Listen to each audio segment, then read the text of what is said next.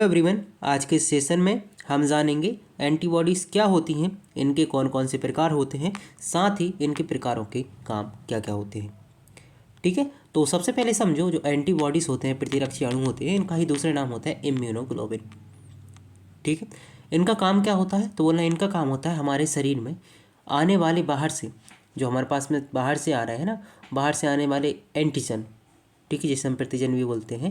जैसे हमारे पास कवक है, वायरस है, बैक्टीरिया है, या फिर धूल की कण है। जो हमारे पास में क्या है, बाहर से प्रतिजन आ रहा है जो हमारे शरीर को क्या कर सकते हैं, नुकसान कर सकते हैं। उनको मारने का काम और उन्हें पहचानने का काम करते हैं एंटीबॉडीज़। अगर हम परिभाषा की बात करें, हम परिभाषा कैसे लिखेंगे, तो आप बोल सकते हो कि बी लिम्फोसाइट द्वारा निर्मित विशेष प्रोटीन, किसके द्वारा, बी लिम्फोसाइट द्वारा निर्मित विशेष प्रोटीन जो शरीर में प्रवेश करने वाले एंटीजन को पहचानते हैं और उन्हें नष्ट करते हैं, हम एंटीबॉडीज़ कहते हैं। ठीक है, एंटीबॉडीज़ के अगर हम टाइप की बात करें तो मेनली यहाँ पे 4 टाइप होते हैं, लेकिन कभी कभी 5वां टाइप भी पूछ लेते हैं। IgG, IgA, IgM, IgE और IgD। हालांकि डी इतना नहीं पूछा जाता, ये 4 प्रकार हमारे पास में ये ज़्यादा पूछे जाते हैं। यहाँ पे जो IG है ना, IG का मतलब होता है इम्यूनोग्लोबिन। ठीक है, इम्यूनोग्लोबिन जी, इम्यूनोग्लोबिन ए, इम्यूनोग्लोबिन एम, इम्यूनोग्लोबिन ई और इम्यूनोग्लोबिन डी। ठीक है, इसे याद करने की शॉर्ट ट्रिक है कि गम इधर डाल, ठीक है, या फिर आप बोल सकते हो गम इधर डालूं। ठीक है, जो गम है ना, गम से आपके पास 3 शब्द GAM, आप बोल सकते हो इम्यूनोग्लोबिन जी, इम्यूनोग्लोबिन ए और इम्यूनोग्लोबिन एम।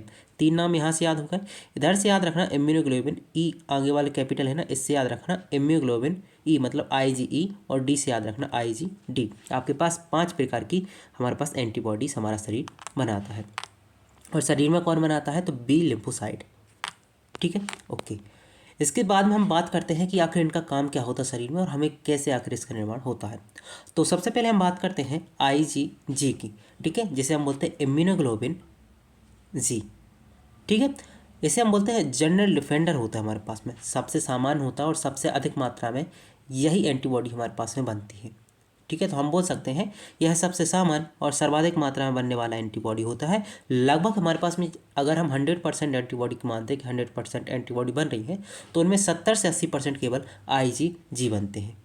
ठीक है, तो इसका पहली बात हम करें तो ये दीर्घकालिक प्रतिरक्षा प्रदान करता है। मतलब एक बार अगर बन जाता है तो बहुत लंबे समय तक ये प्रतिरक्षा हमारे लिए प्रदान करता है। प्रतिरक्षा का मतलब होता है जो बाहर से हमारे पास वायरस, बैक्टीरिया, कवक आ रहे हैं, उनसे क्या करता है, ये रक्षा करता है शरीर की। ठीक है, और दूसरी बात याद रखना, जो हमारे पास में IgG एंटीबॉडी है, ये एकमात्र ऐसा एंटीबॉडी है जो प्लेसेंटा को पार कर भ्रूण में पैसिव इम्यूनिटी को जनरेट करता है।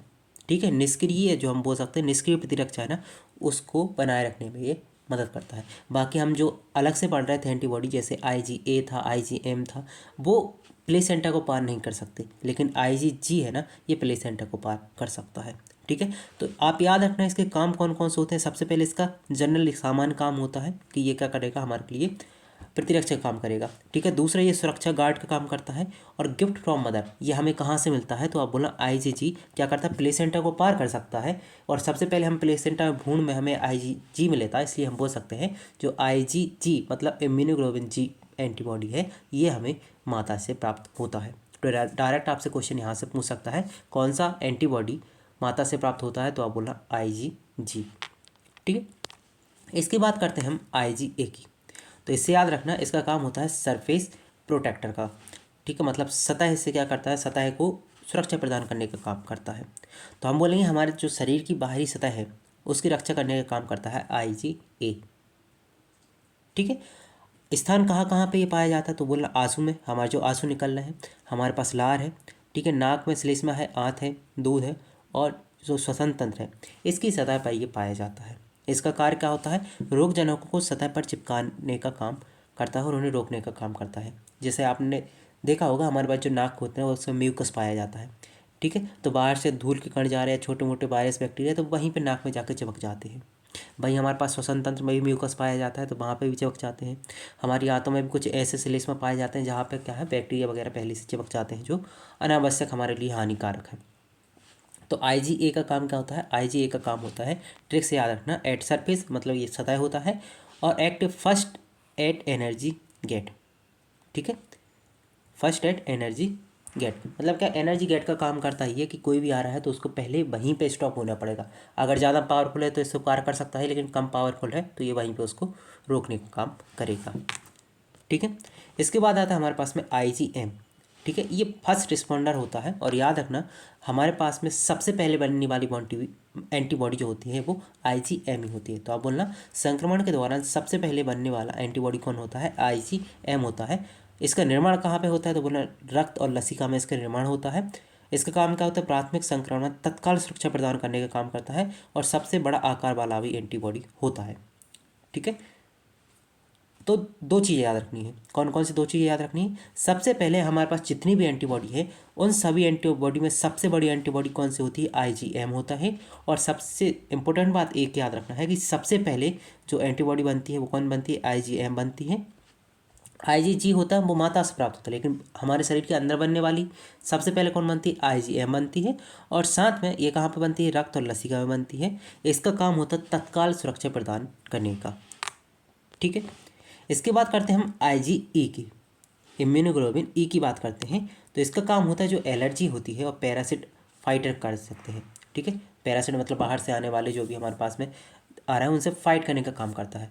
अब जैसे आपने देखा होगा कहीं भी आप जाते हो, किसी किसी को धूल वगैरह से बहुत एलर्जी होती है, वो खांसने लगते हैं, छींकने लगते हैं, तो एलर्जी का काम करता है। और कौन करता है? IgE।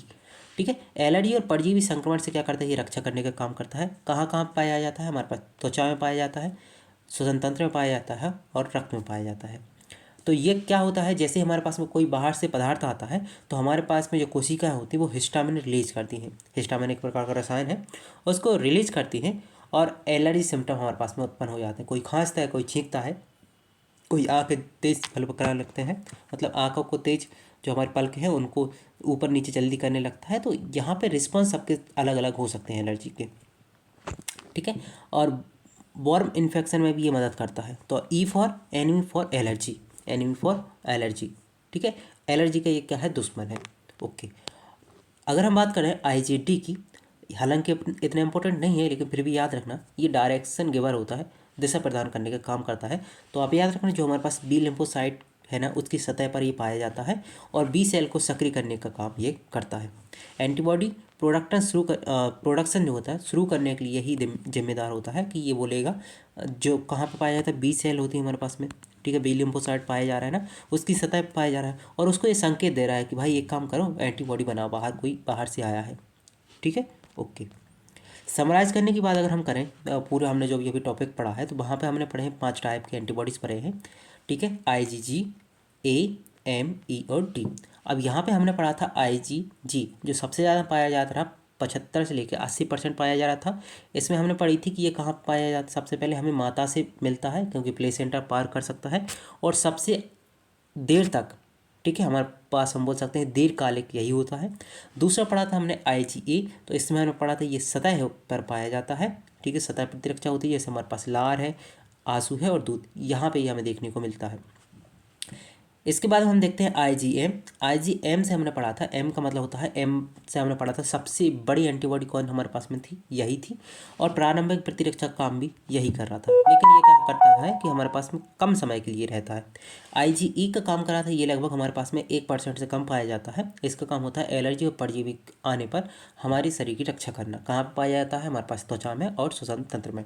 फिर IgT है, इसका काम हमने बोला था जो बी सेल होती है उसको सक्रिय करने का काम होता है, उसको ऑर्डर देता है कि आपको एंटीबॉडी बनानी है। ठीक है।